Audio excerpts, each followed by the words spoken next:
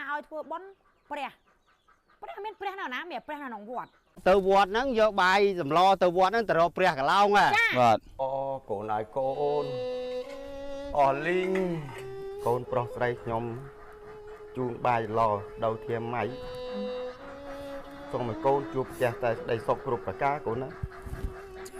សាធុ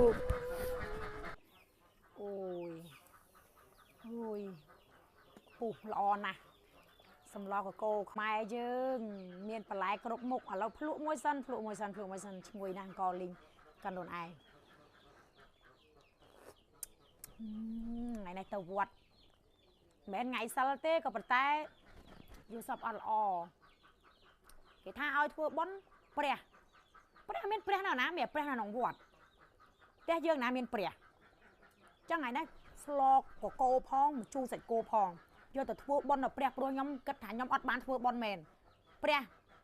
អត់បានមែនហ្មងនិយាយរួមទៅអត់បានចូលវត្តចូលវាអីគេចឹងបានន័យថាខ្ញុំរងថ្ងៃខុសកូនឈឺផងអីផងដោយសារតែខ្ញុំអត់បានធ្វើបុណ្យនឹងព្រះហើយជាពិសេសគេថាព្រះកឡោងហ្នឹងខ្ញុំវាអត់ទាន់ដឹងយល់ដែរប៉ុន្តែគិតតាមការស្មានរបស់ខ្ញុំគឺព្រះកឡោងហ្នឹងគឺព្រះនៅក្នុងពហិហ្នឹងហ្មងចឹងអត់ឲ្យគិតតែប្រាប់ប្តីខ្ញុំឲ្យសិនឲ្យរៀបចំខ្លួនសិនព្រួយសម្លស្អិនណា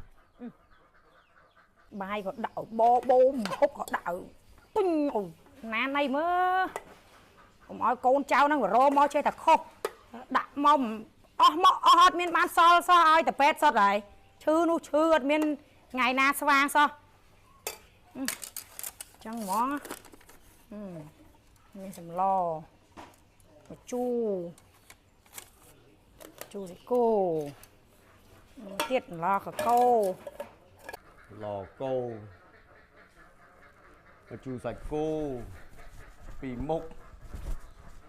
ដួសអស់ចានស្រាក់ពេញអស់ហើយ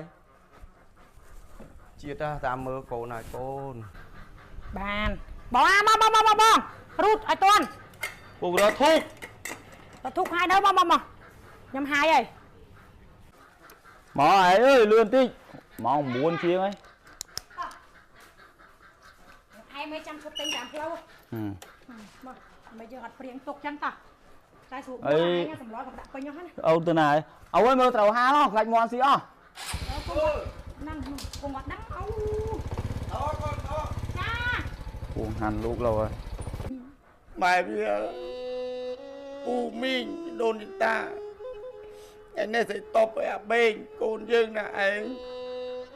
គេទៅវត្តគេទិវកុសលឲ្យឯងឯងបានហូបតែខ្ញុំគេដួសអស់ហើយមើលតិចទៀតខ្ញុំទៅមើលជាណាងសល់បានហូបប៉ុណ្ណឹង